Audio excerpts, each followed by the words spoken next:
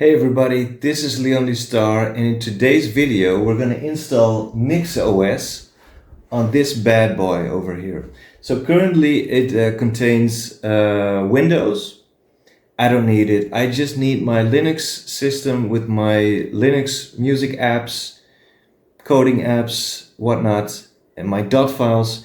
This is what I need, and with NixOS I want to see if I can just have a base operating system contained in one text file. So this is the promise of NixOS, which I find very interesting.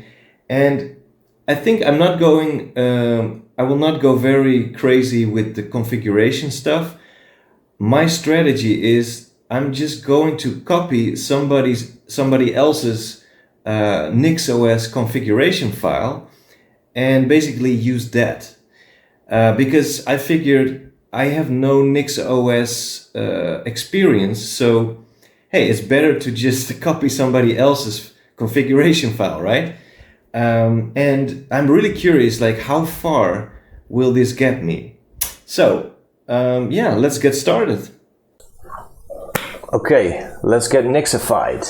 I'm gonna go to the NixOS website, nixos.org, and then the first thing is that you have to go to download, and we have to ignore Nix. This is the package manager, which works on any computer, Mac, Windows, Linux, but we're not going for that. We're scrolling down, we're going to NixOS, which is basically a fully Nixified Linux distribution.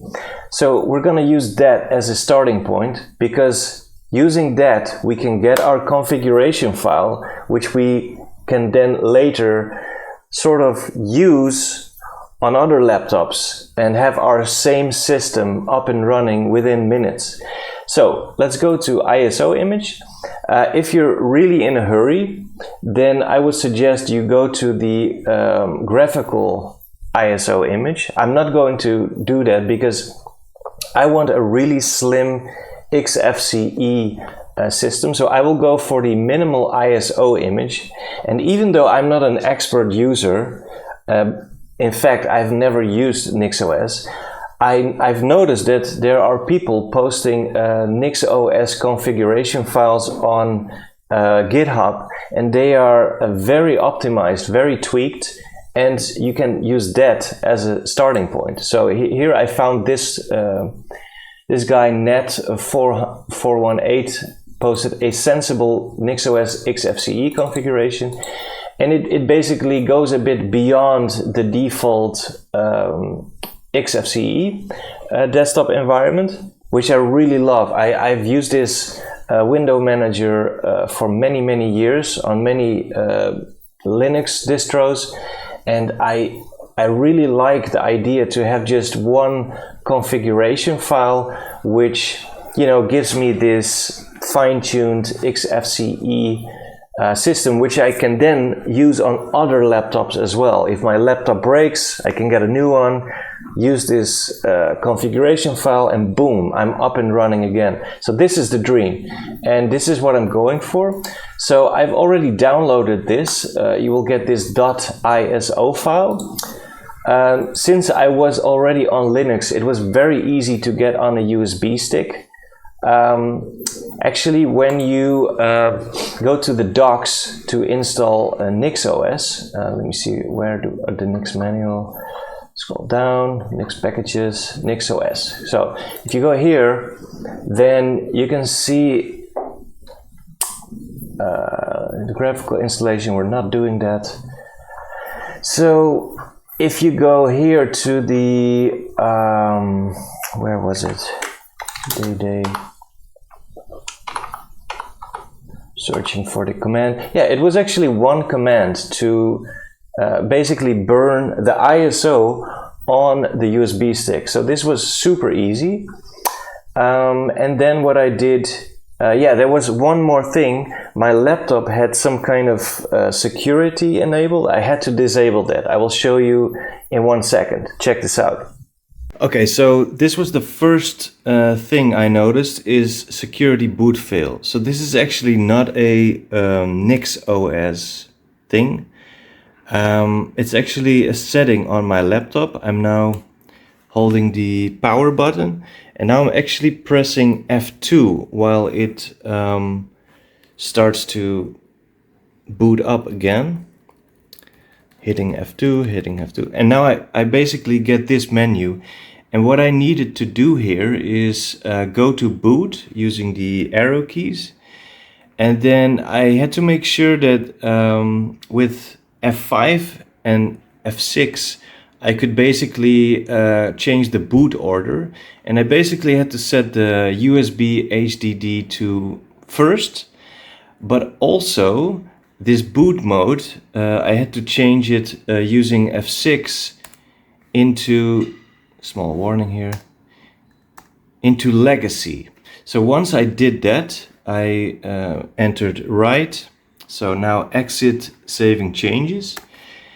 And yes. And after I did this, then it did work. Let's see. And there we go. So you just hit enter and voila. Okay, so once I had that up and running, my laptop booted fine, NixOS booted up, everything was great. And then what I basically did, I set it up networking. I'm not sure if this is needed, but because I wanted to record this installation process, I wanted to be able to SSH to basically remotely log in to my laptop with NixOS so that I can easily record the video here. So I have I've basically added the network option, which allowed me to SSH into it. So this is basically on the right, you can see the installer. I didn't install it yet. I just enabled the network, and now I'm logging into it via my video recording computer. So now we can basically start the installation, and I think we need to do this. Let's search for manual installation. No, this is too far. Let me scroll up a bit. Installing NixOS. Oh, it's a bit slow because of my video recording. Okay, installing. Yeah, this is the graphical one. We're not doing that. Manual installation. So I'm already root because of the SSH session, so we don't need this. So I just network the installer, check. If I linux.org. Yeah, so this ping works, which means networking still works. So I'm just gonna skip this. Okay, partitioning and formatting. Okay, so there is currently a Windows installation on this laptop, which I really don't care about. This will give us a nice experience for some months, and then it will slow down. And this is why we're installing NixOS. So here it says, create a partition table. Let's first check with mount. What are the disks here? This is the slash. So that is this slash ISO. That is the USB disk. So I'm curious. What? Hey, this is interesting because the USB disks and the USB disk is mounted to ISO, and here it says use that one. But wait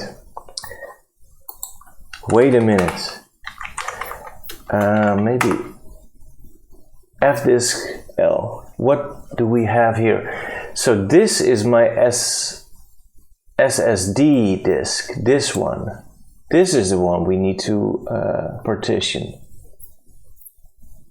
Oh, okay, this is an example. So this is an example. So okay, we're gonna go with RSSD. Oh boy, here we have these special AV P1, P2. Oh, we don't have to care about those partitions. We're just gonna use this. And then we will let part.add do the rest. Okay, so I'm just not gonna care about these Microsoft whatever partitions. Okay, make label GPT. It has nothing to do with artificial intelligence. So here it says like, oh, I'm gonna destroy everything. Yes, we're gonna do this. Okay, so quick update. I did this one, but actually this is not the legacy mode which I enabled on the laptop. Remember, otherwise the USB stick wouldn't boot. So I have to scroll down to this legacy boot here. So okay, let's start with that.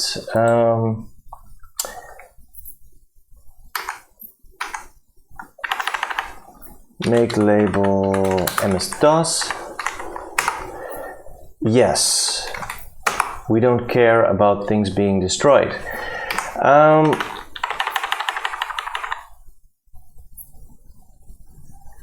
Make ports primary 8 gigabytes. Yes. Then set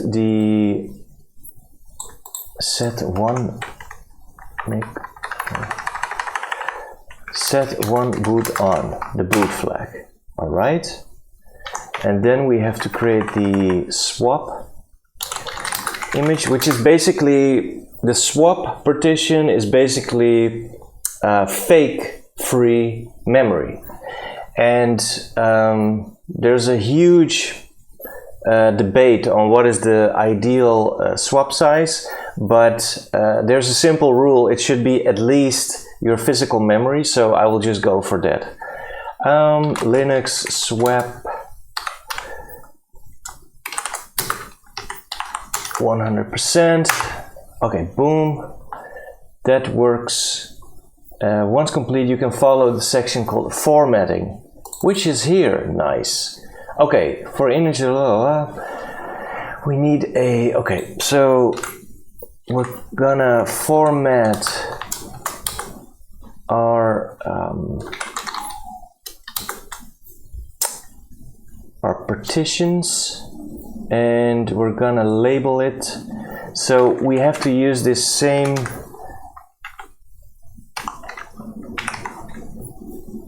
device here. Found a DOS partition.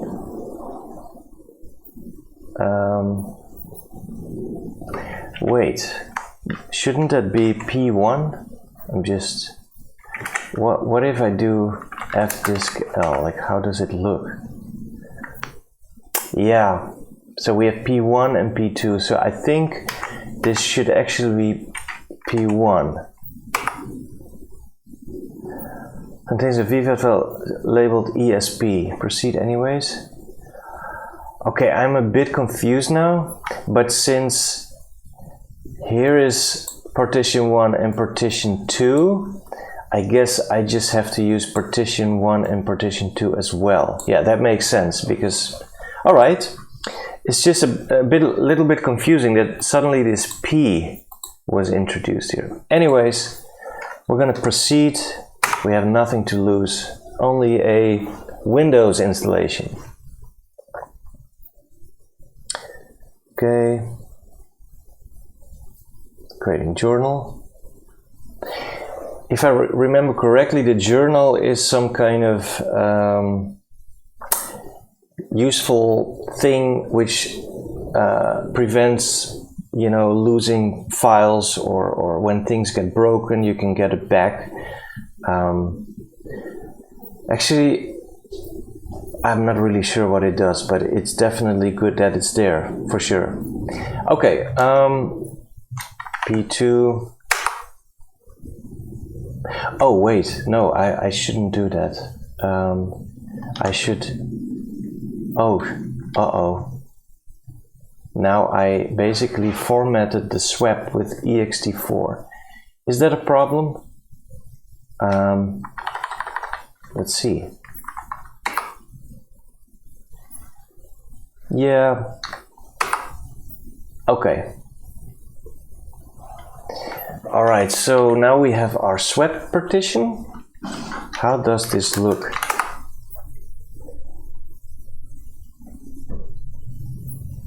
Yeah.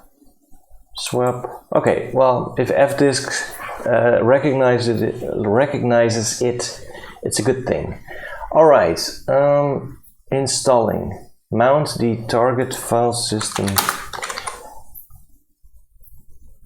dev disk by label NixOS mount.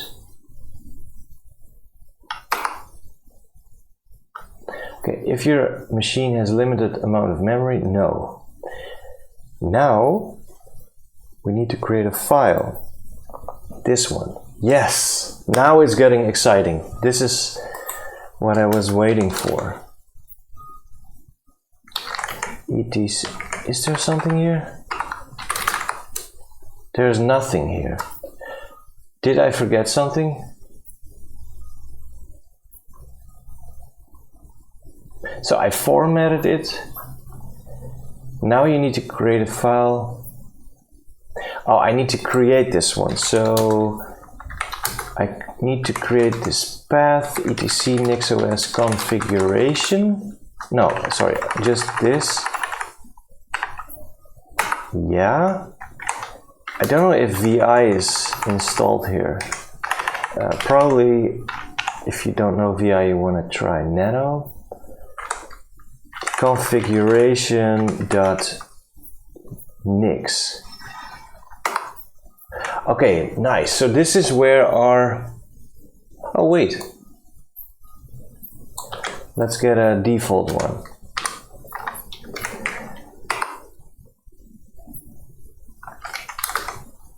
Mount etc NixOS config. Hey, it created two. Aha, so this is a default one. So now I'm curious, how does that relate to our sensible NixOS XFCE? So this is doing a bunch of imports. Hey, just like this one. I'm curious, what is that other one, this hardware? Maybe that's like specific to the laptop?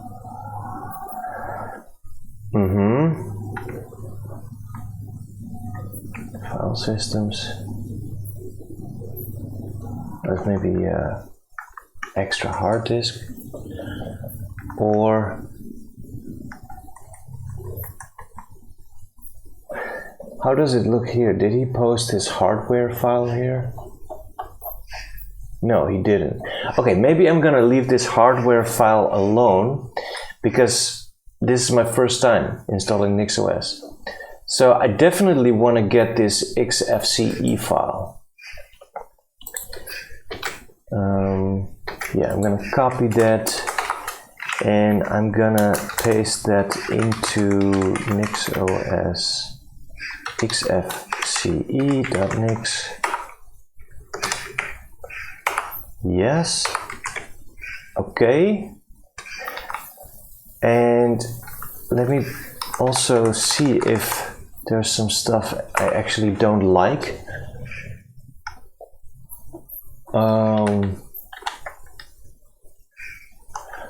I guess this whisker menu. Well, I will pause the video and check these packages out. Okay, so I have disabled some stuff I think I don't need. So now we have a more minimal setup. And so I have that, and I guess I have to import that into this one. Just like let me see. Yeah, so here it's basically doing this. Then I can add that here. I'm still not really sure what this hardware configuration is, but we'll see. I don't need this home Nix. I'm not gonna do this home manager stuff yet. I'm just gonna go for a very simple setup, a configuration file, and my dot files from my Git repository. Okay, so this is home, so we don't need that.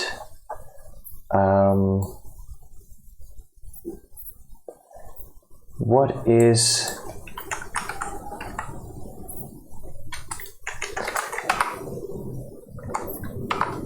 I actually want my SSH to be running, so maybe I need to. Isn't this already in the hardware? I just don't want to do duplicate stuff. No, there's nothing. But yeah, I really want to have SSH enabled by default.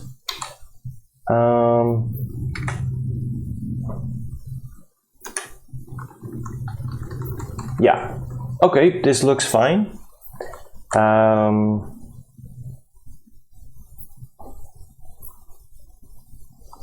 Yeah, open ports in the firewall. Well, you know what? I'm gonna leave this as is, and I'm really curious, like, what can I do with this? Did I forget a comma? No. Here, no comma. Okay, nice. All right, so let's save this and let's go back to the documentation. Here, I'm not using a graphical BIOS systems. You need to set up the option, otherwise NixOS cannot boot. I think that was set in hardware. So that's probably this one, and this was done for us using this NixOS generate config. Yeah, I mean, it's just not gonna put a random one in there probably. Okay, this is great.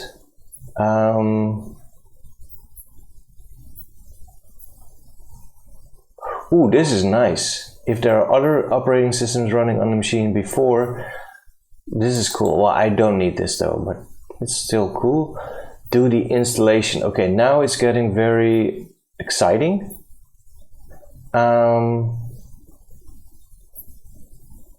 While Wi-Fi is supported on the installation, it is not enabled by default.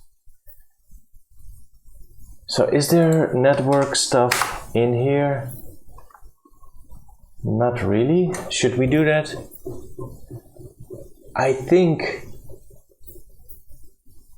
don't think so. I think we can just once we have our graphical interface, we can just like select our Wi-Fi SSID. Well, let's just try this. I have nothing to lose. Install. Ooh, this is so exciting, very exciting. I'm gonna pause this here. Okay, it seems we have to do one more thing. You must set the option bootloader grub devices to make the system bootable. This is maybe what was being said here. Okay, so this was not done automatically. Bootloader grub device. You must set to specify on which disk. Okay. Okay, so I think it's actually easier than I thought. I just had to read a bit more in the configuration file. So this hardware configuration file is not advised to be edited. Let's see, config. So here is this Here's the line it was complaining about, that it was missing. So here we can add our, what was it again?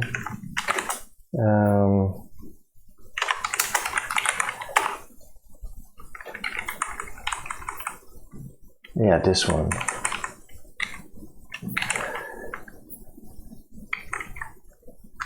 This is our SSD disk.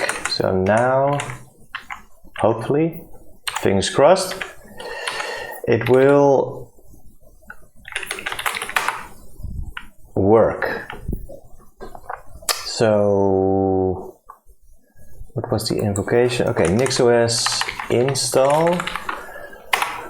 Oh yes, yes. Okay, I'm gonna hit pause and we'll see. So this looks a bit better. Things are happening. Things are happening. Yes, I can feel the Nix. Yes. Whoa. Okay, so here we go. Exciting. So I just plugged out the USB disk. So let's see what happens. Oh yes. Oh yes, nice. Okay, this looks okay so far. This also looks okay. We see a lot of okays, which is very okay. Will it? Yes.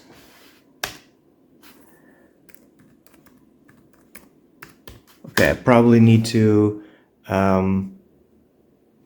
come up with a non-root user at some point, but let's see if it boots. It boots. Oh, very nice, very nice. So the terminal, let me see. Okay, so this installation is 5.3. I want to get that down. So if you have any suggestions to sort of shrink that a bit, that would be great.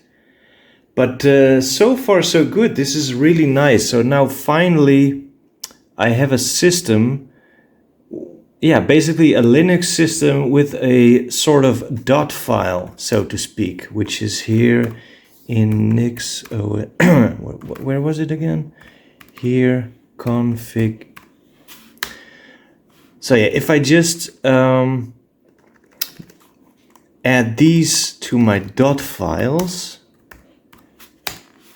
then from now on I'm able to reproduce the system, which is very, very nice, because every time I've installed a new Linux distribution, I had to go through the same plumbing, configuration, like a lot of stuff to make it mine. And now I can just add all these tweaks to these files, add it to my dot folder, and then I'm good to go on any laptop. So this is really, really great. I say NixOS, thumbs up, thumbs up. Okay, so that's it. I hope you liked it. I'm super happy with how this all went, even though I went for the hard manual installation. I have a new laptop now and I'm gonna use it and I'm gonna tweak it until forever. All right, thanks for watching and see you in the next video. Cheers.